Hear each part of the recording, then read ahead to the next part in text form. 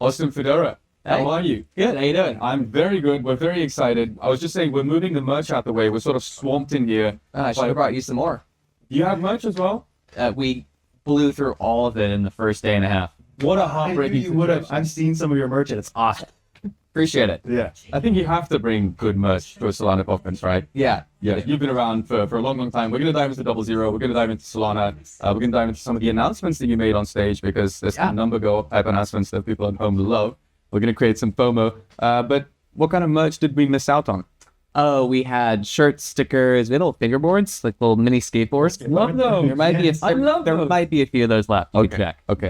Those are awesome. If we ask nice questions to Austin Federa, we might get some hand skateboards, so that's really good. What else do we have? We have the hardware wallet from Solplay that they gave us. Yeah, those are fun. Those are really, really fun. Super excited to actually start using that. We have some screen protectors for the Seeker. And these. I got a whole Seeker as merch.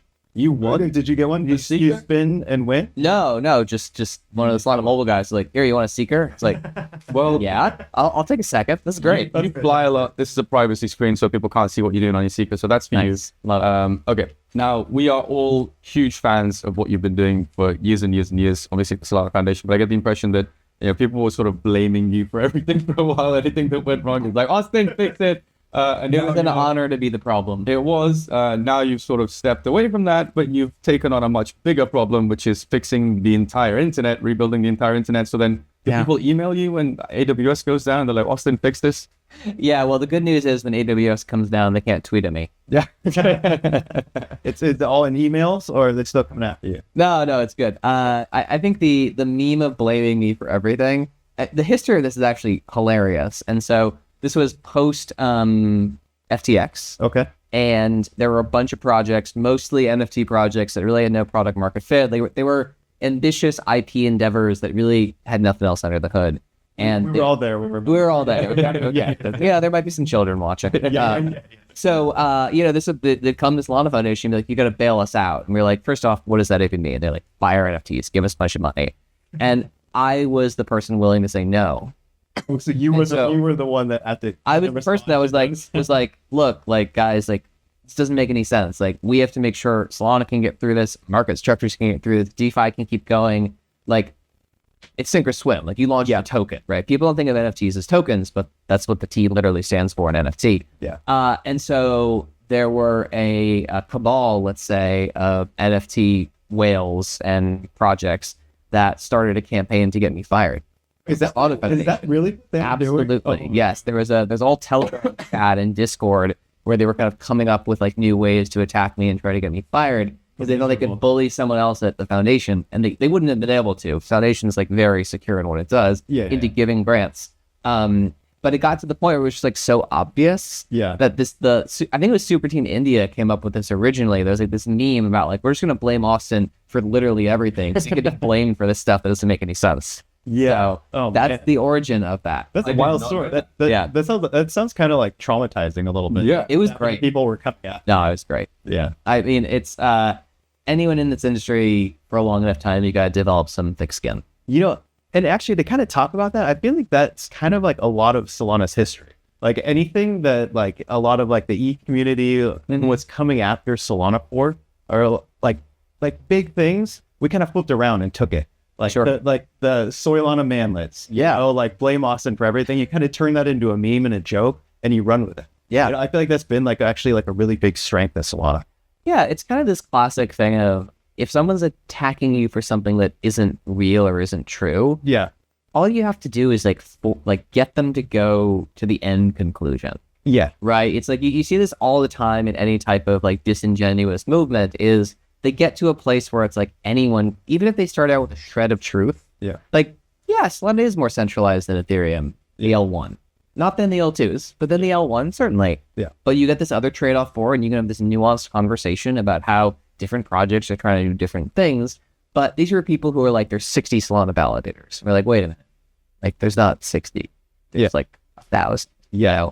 And so, this was the fun part about running comms and marketing at Solana before the strategy side of things was you just, you can lean into it. You can bring people up to a place where you've given them enough running room to trip themselves. Yeah. And you guys did a really good job on that. I feel like there was like so much like fun from the ETH community on Solana for so long. And there's sometimes Justin Bonds is here.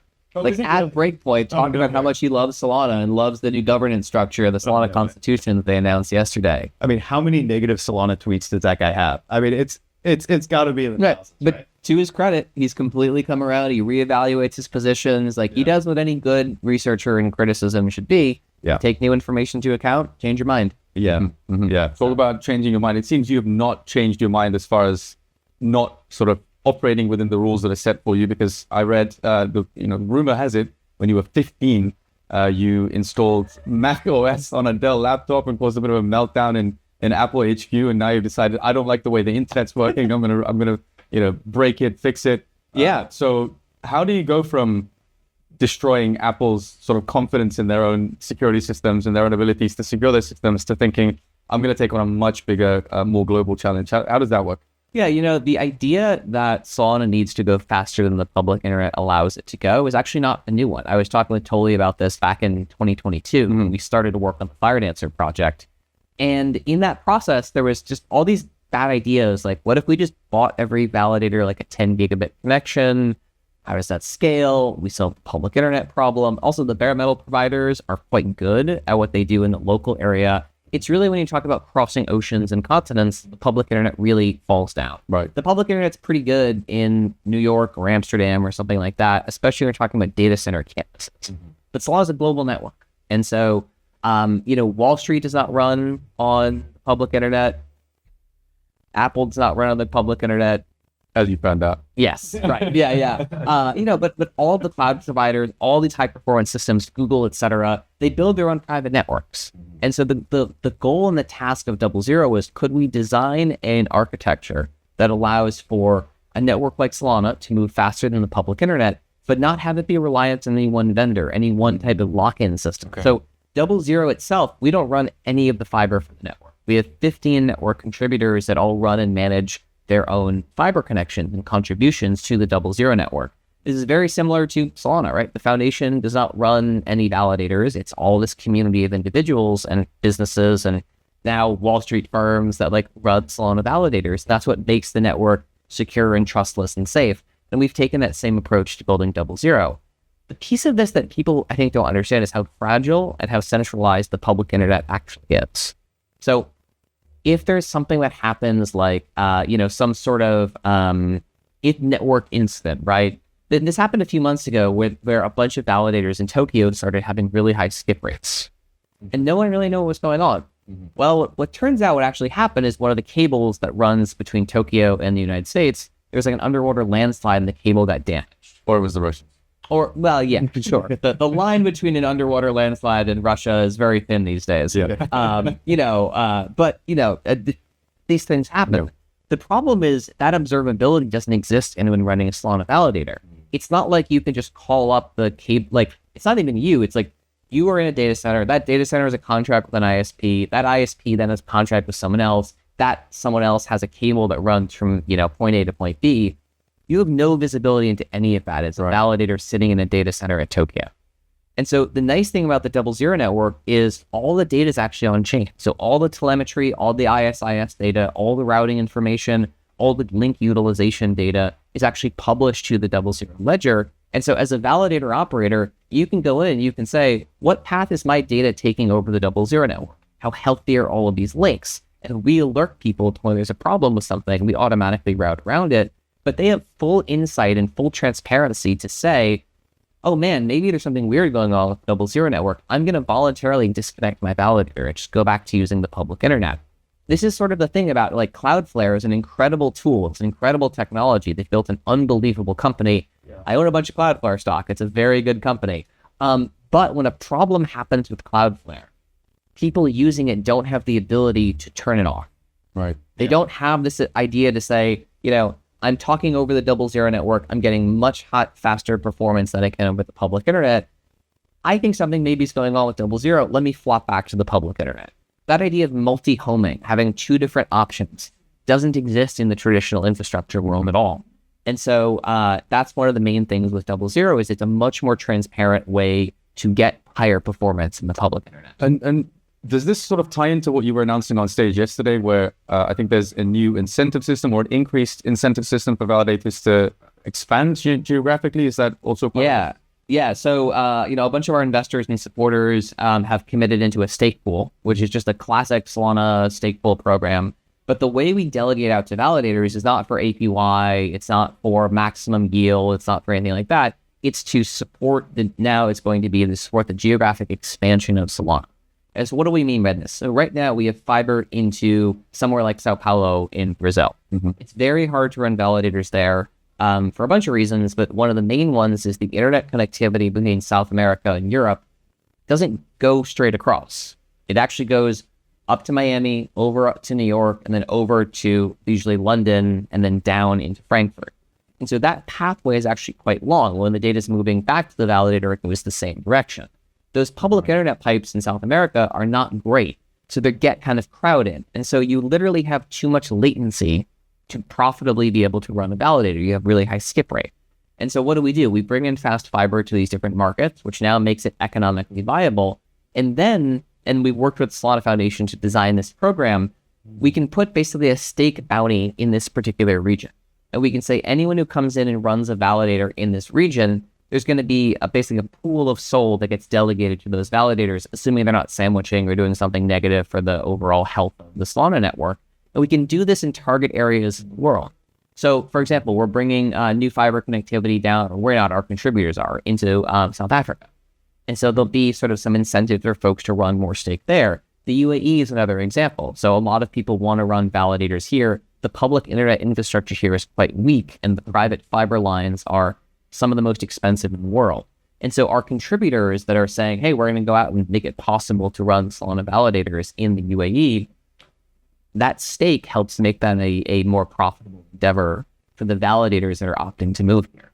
How does that work? So, all right, you're not rerouting, you're not laying new wire direct from Brazil to the EU. You're just not yet. You're making the current, like where the current lines are, replacing them with faster fiber, and you're not necessarily doing that yourself. Other people.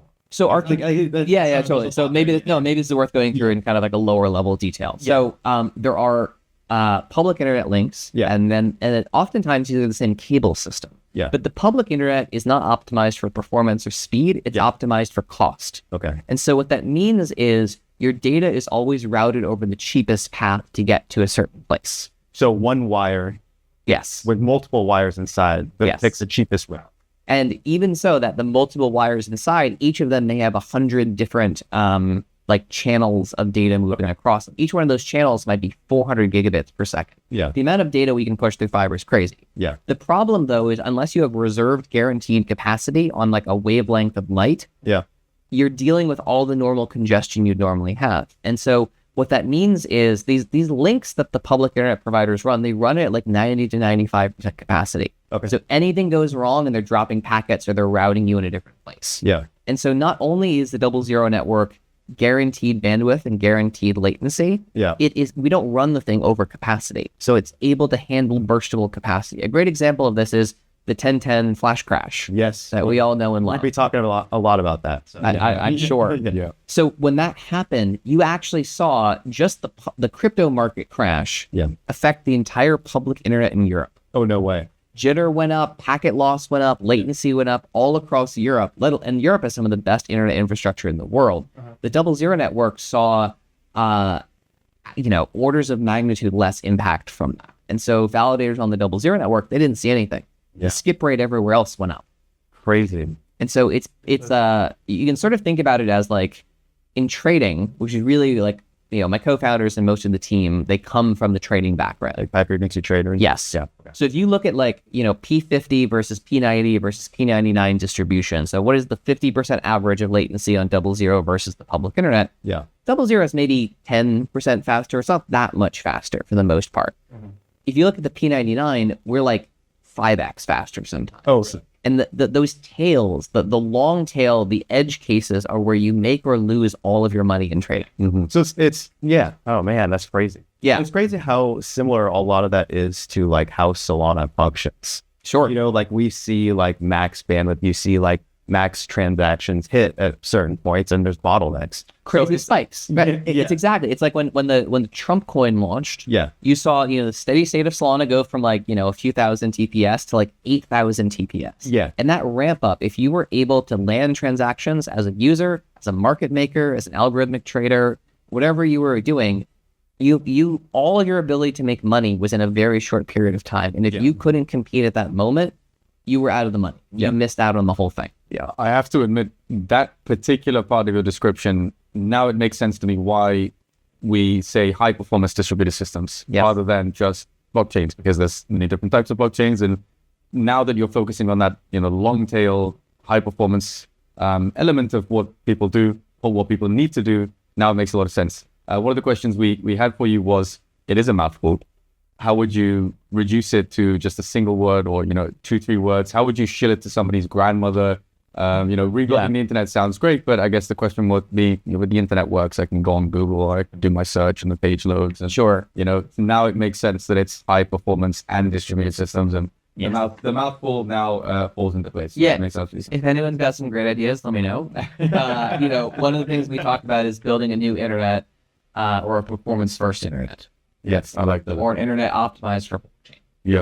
Yep.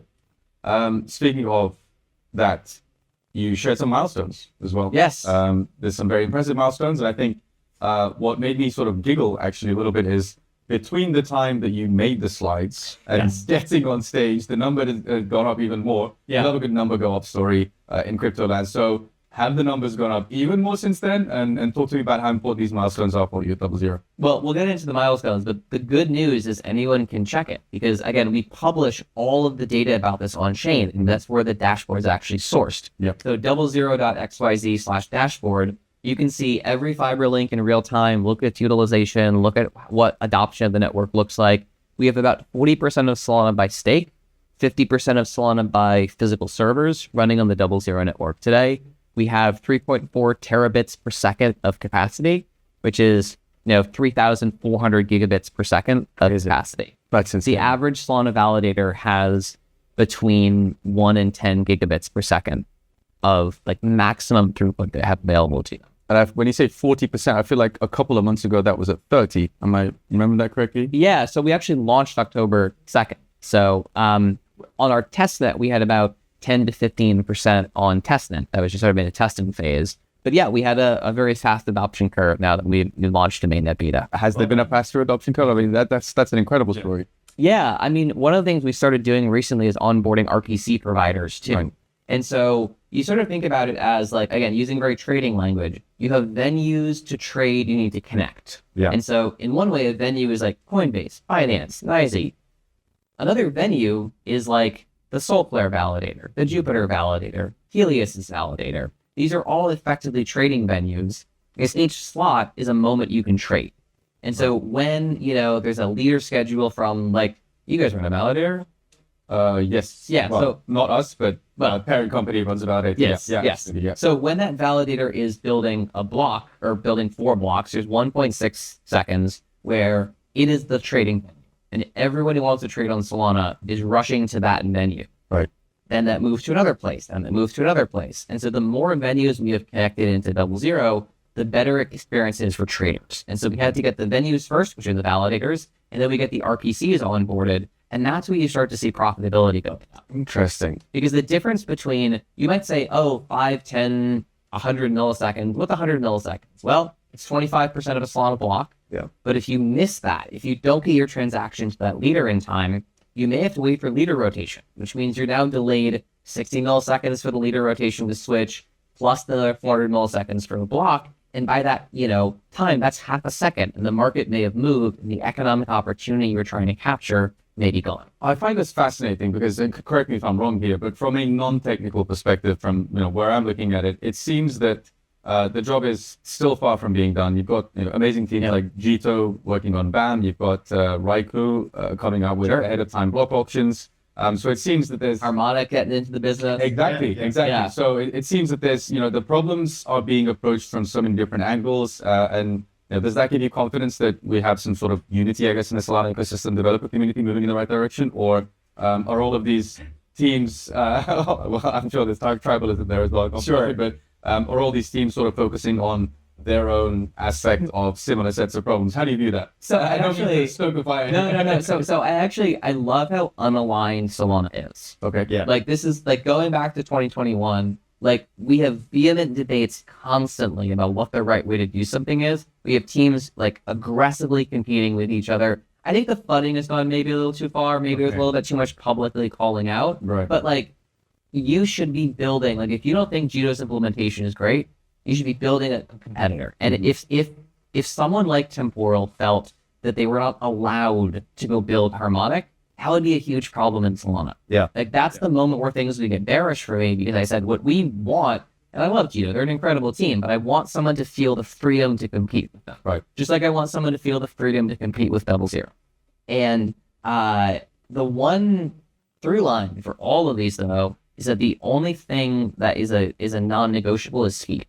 You look at this in the traditional market, every market that introduces a speed bump, liquidity gets drained away from it. Yep. Why is Solana such a powerful and important trading venue? Because it's high performance.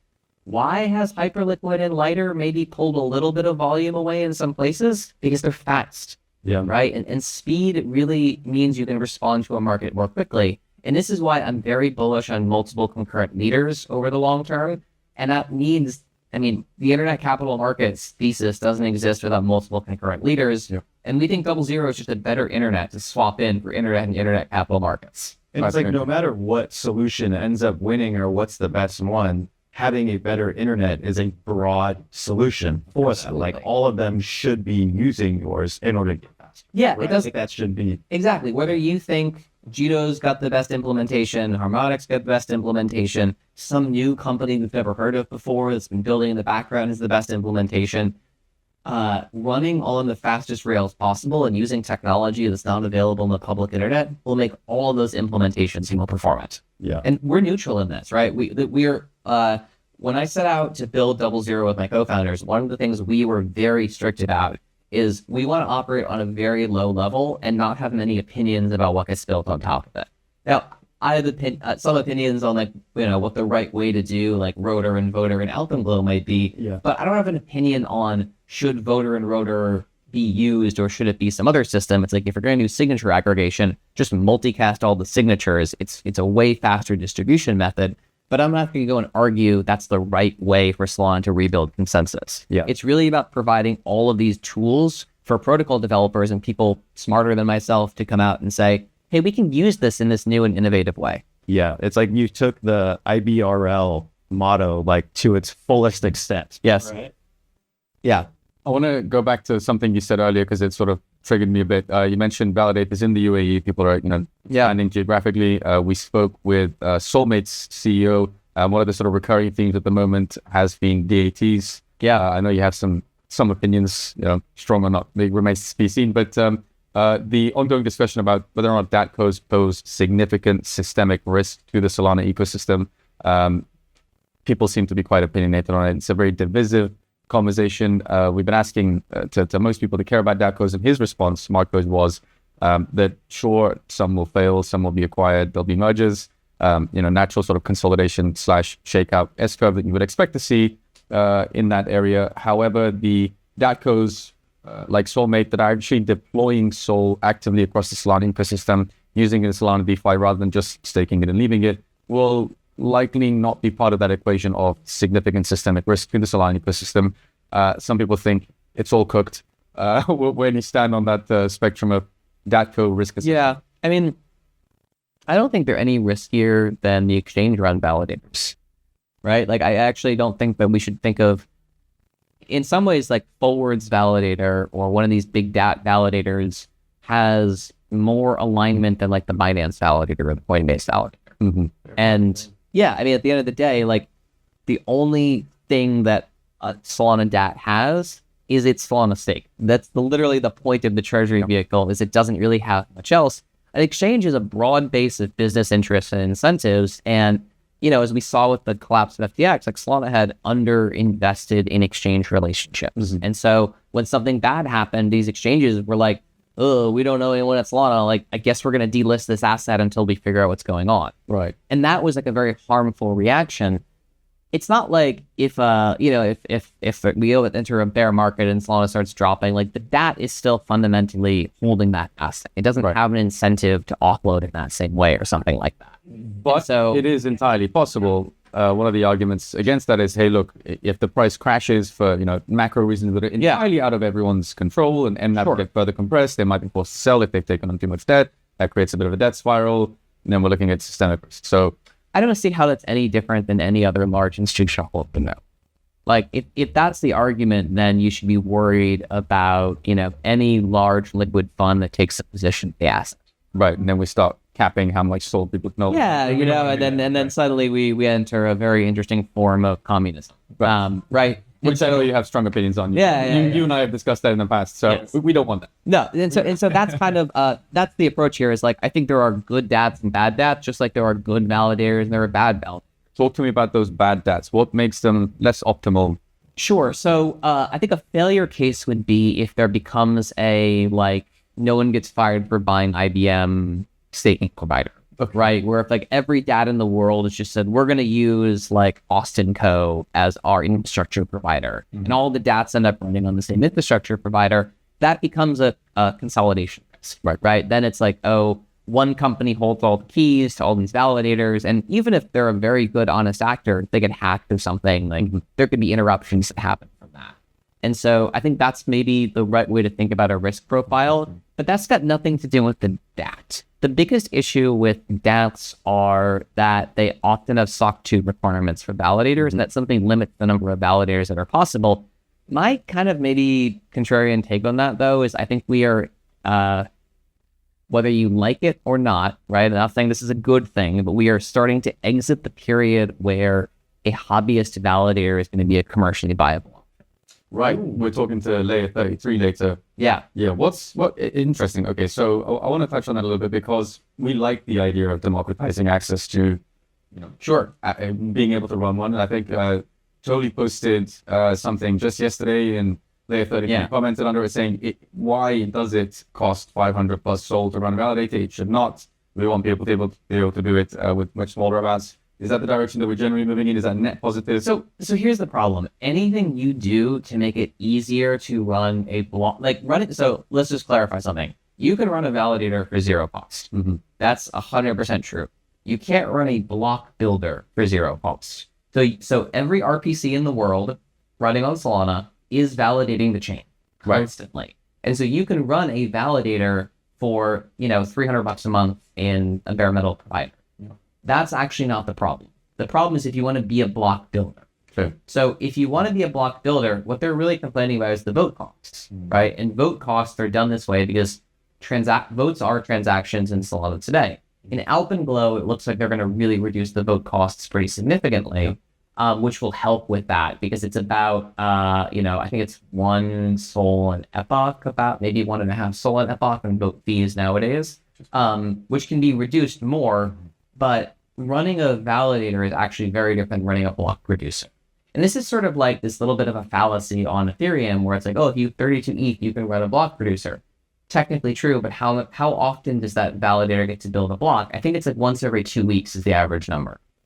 And so that's a pretty long withdrawal period. Yeah. If you are hanging on the fact that, look, I can get a transaction in through my validator when it's my moment to be able to assert my, economic whatever to exit a thing if I don't trust the rest of the Ethereum network. Well, waiting 2 weeks is that makes Eastern European banking look efficient, right? Those are sort of some of the issues we sort of run into conceptually there. There's a lot of kind of mid-curve takes, I think, on this that if you really push them to their logical conclusion, people are just complaining they're not making more money.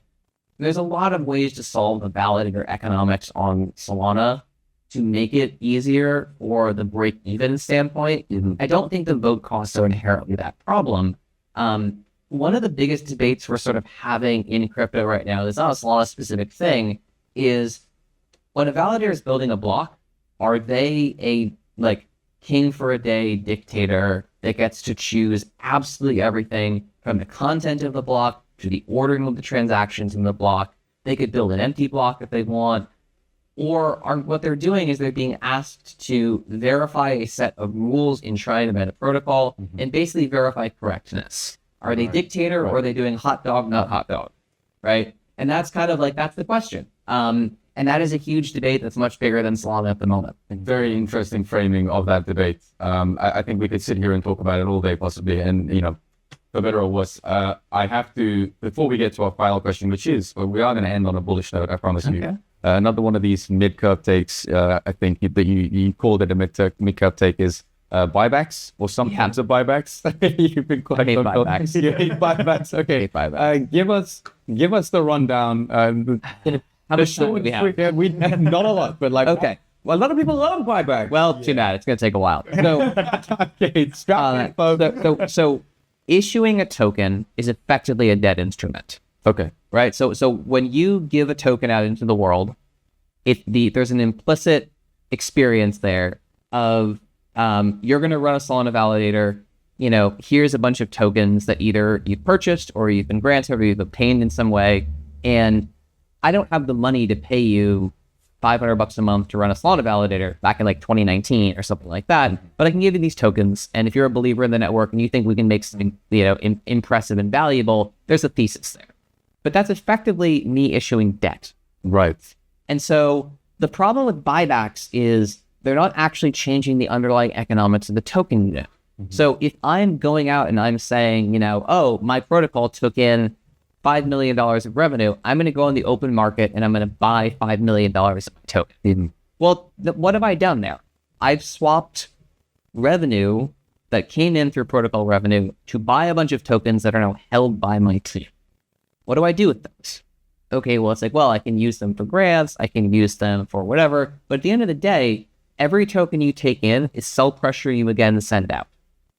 Unless you're burning those tokens, it's a completely circular economic system that's just fairly capitally inefficient. Okay. It's not solving the problem. It's not solving the problem. What it's doing is it's creating short-term hopium around like, oh, well, like they're buying tokens on the open market. Implicitly, then someone's selling tokens on the open. Like it's a very weird system that I think is pretty economically bankrupt. People have called it pumponomics, I think, for similar. People have said such things, yes.